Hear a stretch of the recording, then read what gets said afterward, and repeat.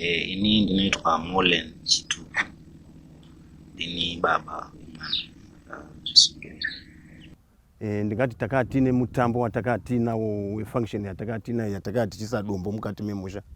Saka mashure mekunge tichiita izvozvo ndakazoona makusena acho ndaakufonerwa na Molen Chituku achiti huyai kuno tiri kudai kuno. Ndobva ndamutaurira ndikati isusu zvatiri kuita kunoku kune zvatiri kutoita kunoku handingakwanisi kuti ndiuye ikoko ndakabatikana. Zvikanzi zvinotori kunoku zvinotori zvihombe. Kune mwana azvisungirira kunoku. Saka zvaazvisungirira tachida kuti semi sasambo kumudi musvike kuno. Ndakabva ndatoenda ikoko ndichimhanya. Ndobva tanosvika pana baba vemwana. Ndobva tabvunza baba vemwana kuti mwana uyu azvisungira zvainyazoita sei.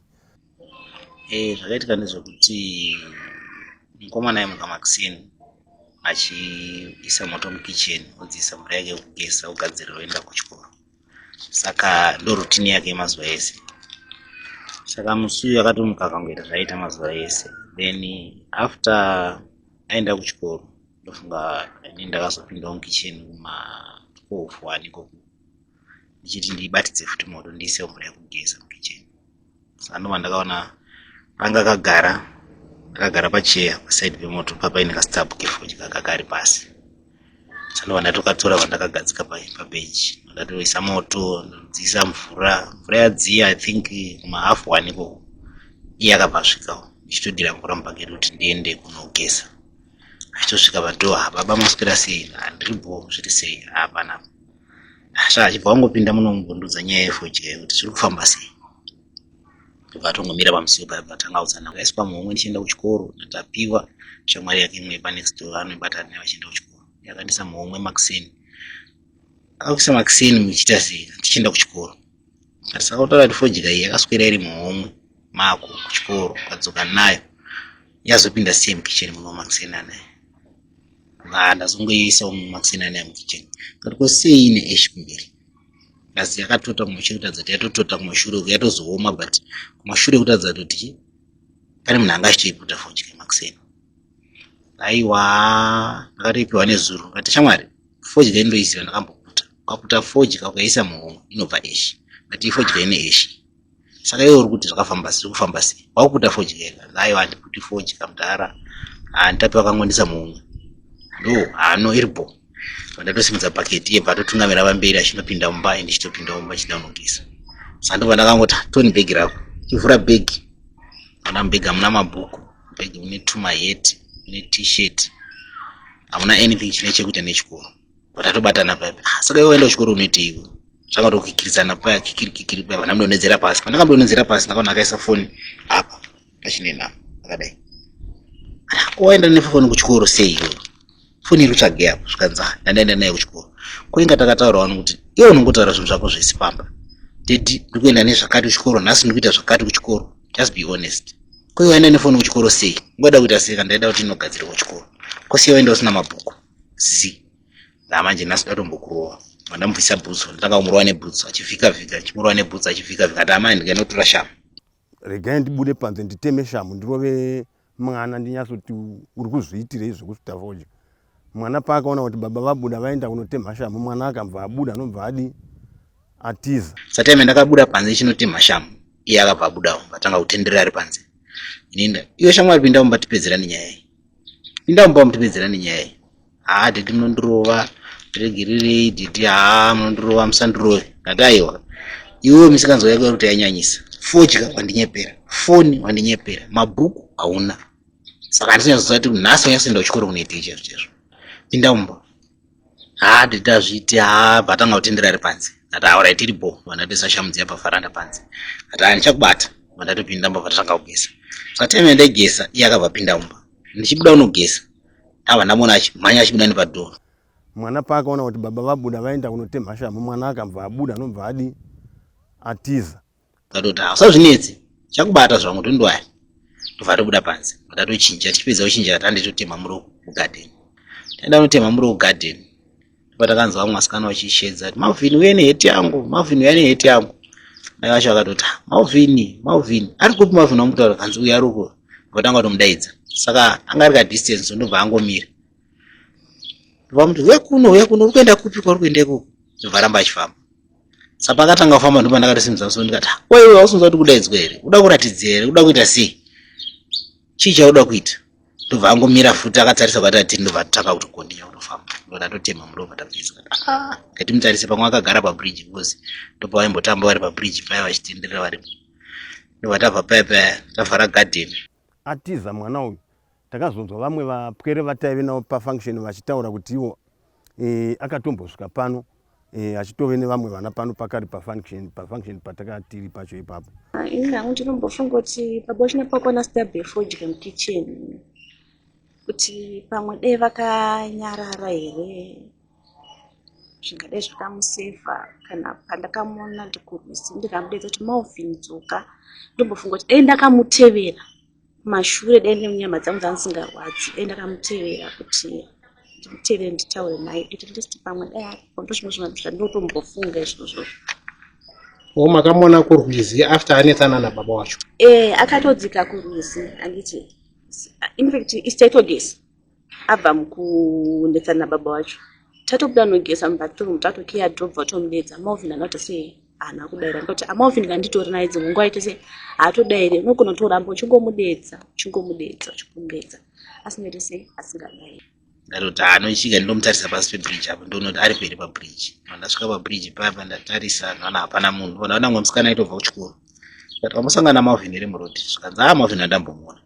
Ndati still anotongoya kumba angaende kupi. Ndatoenda kumba tatanga kubika. Pedza kubika manheru kudya kuma7 asati adzoka. Saka mukufunga tari kupi tichodiscussa kumbada. Pane pari kurira apo mukubanzwa ere apo. Mauvhini ndipo anotoenda chete because vana vese nhasi ndipo vari kuenda. Saka ndoba achatoenda ipapo. Tikapedza kudya toenda tonomutsvaga ipapo atimbomushayi. Ati anoidzoke. Tapedza kudya paya ndatosiyawo chikafu chake kati anozoya achidyawo kana adi auya. Vataenda kunomutsvaga kuya. Tasvika kuya tikuna vafana vari kuungana vari kudaidzana. Amauvhini munhu anofara zvemusic ndatomutarisa ikopi kufunction ndobva taenda takamutsvaga tichibvunza vamwe vana mamboona mauvhini here vamwe vati hatina vachingoti hatina. So pane mumwe mukomana uri panext door ndobva toti imimi chiita sei dzokerai kupi kumba kana mauvhini taamuna tokusai callback mufona tokuziva kuti mukomana ari kunoko.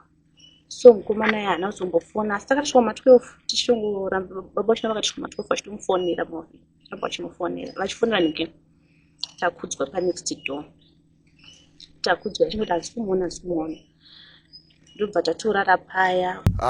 Behavior yemufana anga ari mufana ari boss yokuti sokuti kana kuchikoro chake mavachita aitokomenda chinhu chaifarira mufana kutamba music dancing kuimba munhu anga achigona kuchikoro sokuti kuti unyatsoona kuti musikanzwa mwana ane musikanzwa but yekuzoti azosvika pakunozvihenga iyo ndakashaya kuti ni pane zvimwe here zvaivepo kana kuti inongorowo mhepo yakangofamba ikamutora ikamutendera bhozi haana kuvata pamba akavata mene pakavato muzvigwenzi ndokuzofuma makuseni achinzi asisungirira uko kwato kuma to 6 ndo pandakabva ndamuka ndibata unga anditosetonzvaga chiri kumwana. Ndobva takaenda panext door kushamwari yakaitaura kuti ndiye akandisa fodya mumwe chichiri. Tapiwa wambonawo mauvhini here makamuona here manheru kanzi ina ndakumuona but munhu wandakanzwa kuti anga ainaye ndimufana umwe anonzi Nigel.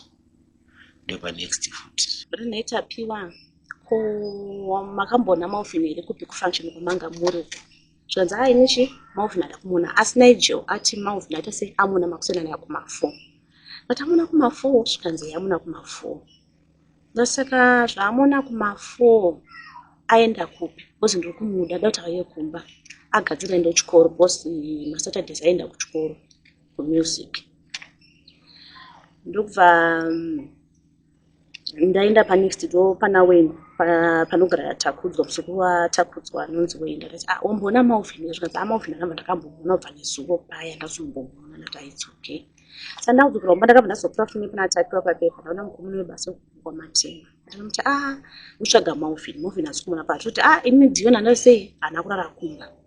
Saka Dion zvaasina kurara kumba pamwe anogona ana mauvhini asi mauvhini tikamuona chete kuti aite sei auye kumba kana ngoti aripo.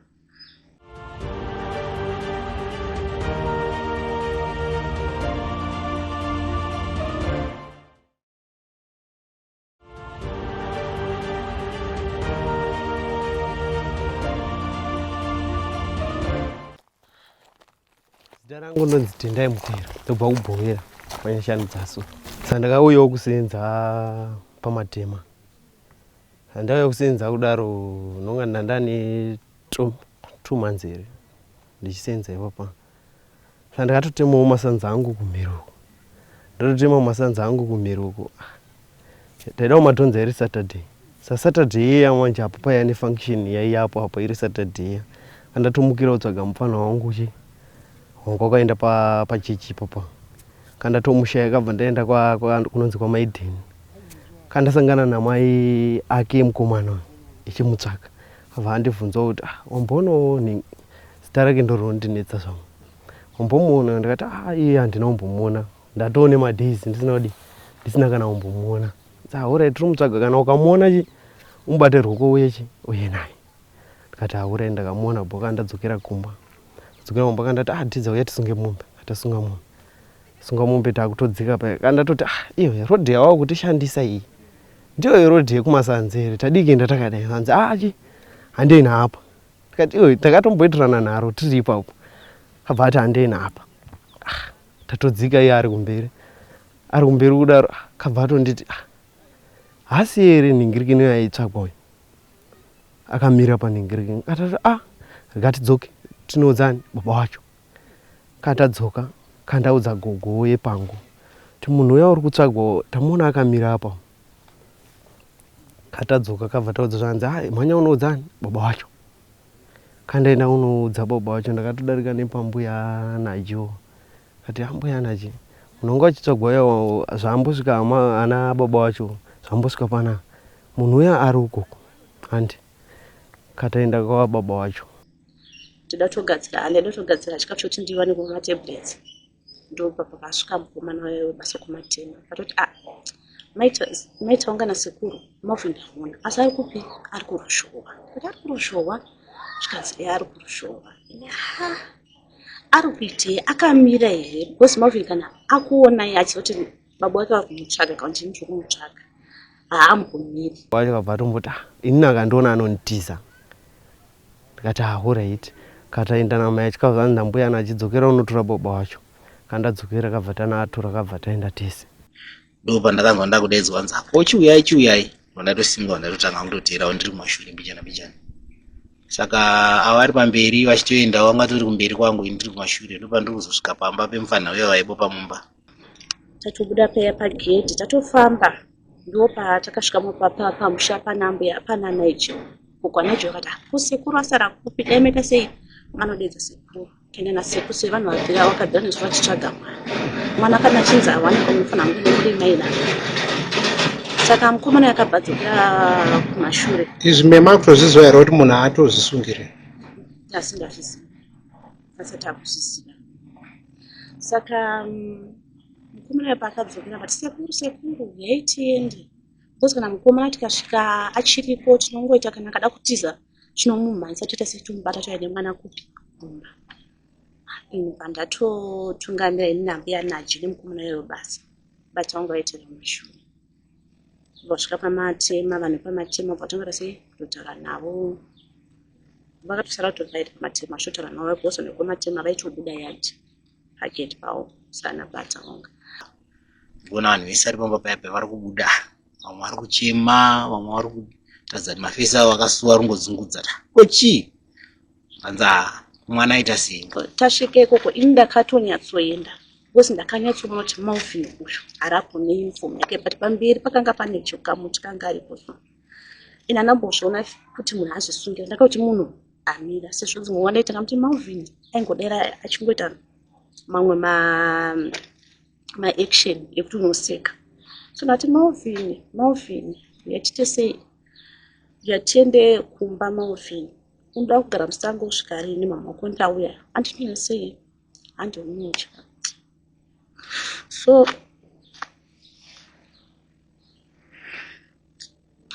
pandakabva ndaona kuti ndakatongora kuenda kumuna akadai.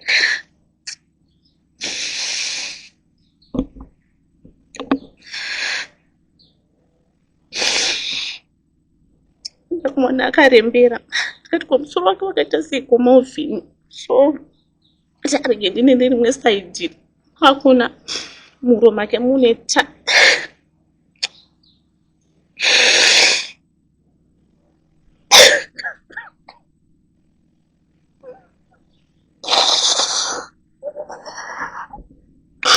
zvikanzi viyamone zvaita mwana tobva ndikutotaridza kuona munhu ari ukoyo ndaiona from a distance uyo akarembera pamuti fa kutoenda paiva kusvika kwakuona komana vari zvisunga netai kuchikoro.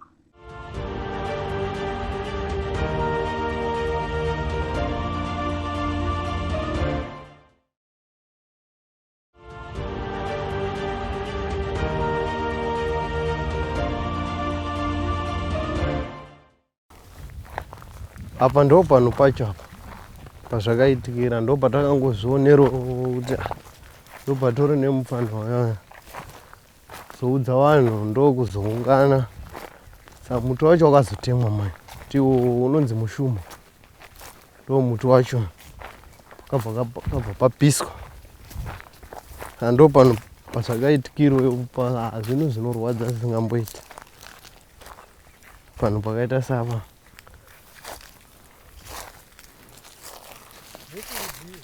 mushuma ndo mushuma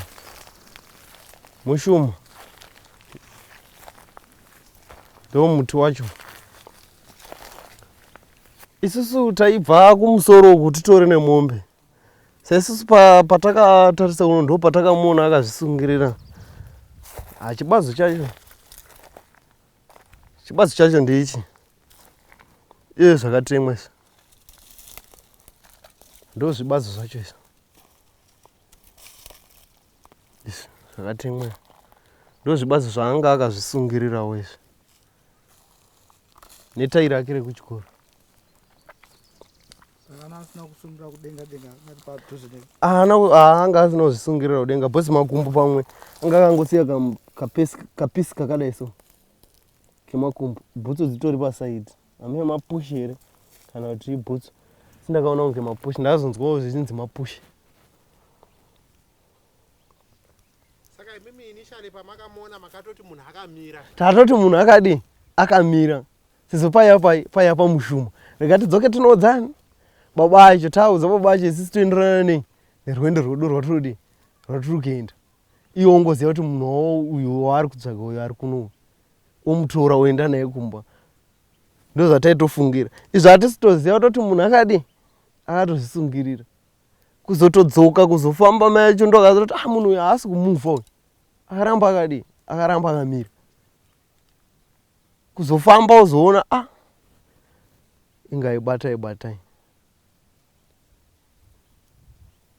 napa pakaipa. Saka tazoinda kunoona pakazvisungirira mwana takaona mwana akatozvisungirira zveshuwa akatofa mwana. Chatakakwanisa kuti tiite semutemo unotenderwa wekuti kana mwana akafa zverudzi irworwo munokwanisa kuti mudedze mapurisa vaone ende mapurisa acho takaadedza anobva atouya mapurisa epadoro police station anobva vauya anobva vaonawo zvavaiona vachitora macameras mapictures ekuzungira kwakaita mwana. Mashure maizvozvo vakazotoona kutoti nemastatement avakatora vakawana vakaona kuti mwana uyu akanga atozvisungirira zvechokwadi. Saka mwana akazokwanisa kutakurwa nemota yavamatema kuti aende kumochari. Nobva mwana atakurwa kuti aende kumochari. Nobva aneswa mumochari. Mwana takazofuma tichimuviga mune rechimangwana racho mwana azonotorwa kwakare kwaakanga aiswa kumochari kwaMurambinda. I think I could have resorted zvataingogara chingota mazuva ese dialogue. Because mazuva ese agara chingopana namaoni. Chakurova gara apa. Una shamwe zvauri kuita izvazviite. So ndichakubata chakurova chete. So ndichakubata chakurova chete. I think maybe data kaitita that way nyaya. Maybe date kuzosvika malevels akasvika. But tone mamwe maincidents ekuti aitombotitana bed chaiyo ekutodarikidza izvi. But angasingamboiti mareactions ekuti unoona kuti munhu abatikana nazvo steregere kana kuti chii. But this incident, if we could reverse I think nyaya dzataitoita dzongotaurirana, that could be the best. Saka chandoti vana dai vambomira zvemadrugs vamboita zvechikoro. inhangu dai kuchinzi kumuona ari mupenyu kutaura naye chinzi anodzoka kuti ndotaura naye ndaimbomubvunza nemwana wangu sarudzo yaungu wakamboitora sei. Kuita fodya haisi solution. Kuita zvimwe zvinhu zvokuti shamwari dzine chikuudza kuti ngatidai it's not a solution.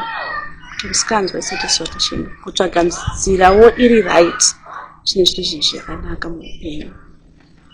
Suicide chisina mba chakambonaka muupenyu because unorwadzisa vasara uchifunga kuti wasolva solution.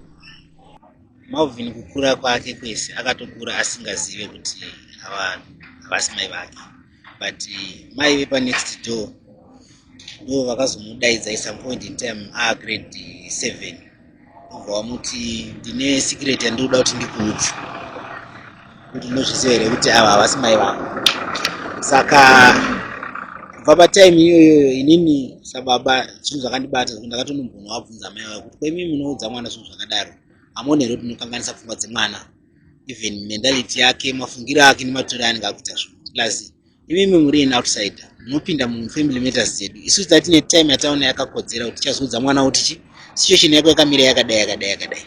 Why makaudza mwana zvekuti even pasituation yekufa kwake nditori nepfungwa dzekufunga kuti mupfungwa dzake zvava zvakuregister kuti saka ava kana vasiri mai vangu, saka zvakatomuaffecta somehow kuti mafungiro ake nematorero aita zvinhu anga akutosiyana nemaonero aizviita asati akuziva kuti akakura sei, mai vake zvakazofamba sei, ava ndiani, zvakazomira sei. Amba pakutamba music ari mwana mudiki chaiyo, kuti ari mudiki kaeji kekuma 2 years ndokunotoshamisika kuti ari kutamba zviri kuenderana nebeat but ari mudiki. Saka akangokura akadaro zvekuti sataina unogara kumusha tichigara muno muHarare ati kure zvekuma 4-5 years tichiti kaenda kunogocha kana kwana zindoga kana kupi kwataingoenda aifarira zvekuti ana kungokwira pastage otanga kutamba zvekuti apedzera kutokandirwa mari akudii zvekuti ndaitozonomubvisa paya panda kutotya kutoti pamwe ndogona kumubirwa tamba zvainakidza zvekuti chero nendega sababa wacho ndainyatsoziva kuti ende ndaigara ndichimunesha kuti shamwari ungaite munhu anogona music anogona kutamba but kana usina chikoro unogona kutambira pasina. Vese vanoona vanaimba vazhinji vanotori nezvikoro zvavo. Saka iwo master chikoro wopeswa talent yako yemusic neart. Kudhurawa akatanga kutodhurawa ari mudiki zvekuti aitongona ega kuti passion yacho yekudhurawa yakanyanyisa kubva ari kuprimary munhu aitodhurawa zvekuti chero infact ndikati mamedham acho ekuchikoro aitoti chero chida kungodhurawa pachikoro chete waitoona atoya ndidanzi nditengerei mapencils nditengerei mabondi pane zvandanzi ndidhure zvekuchikoro otodhurawa chiendesa kuchikoro. Ari kuprimary sekondari kukanzi kune gig aitopikwa atiye ndiye atori head wacho wedance group yekuprimary otopikwa kunzi kuti munotamba kuprimary kusekondari zvekuti atori maincidents 2-3 aitobva kuprimary oenda kusekondari onotamba kuti hapana mwana anga asingamuzivi pachikoro. Munhu anga ari so influential musically art wise munhu wekuti anga ine talent yake kuti kana handizivi hangu kuti mweya wakazomupindawo chero kunzwa kuti pari kurira radio mukamushaya pamba muenda pari kurira radio chete ndosvika akaunganirwa nevanhu achitamba kuti even now anga kutoitawo matiktok aripo ndomutsvaga mutaona mavhidiyo yake aripo patiktok achitamba.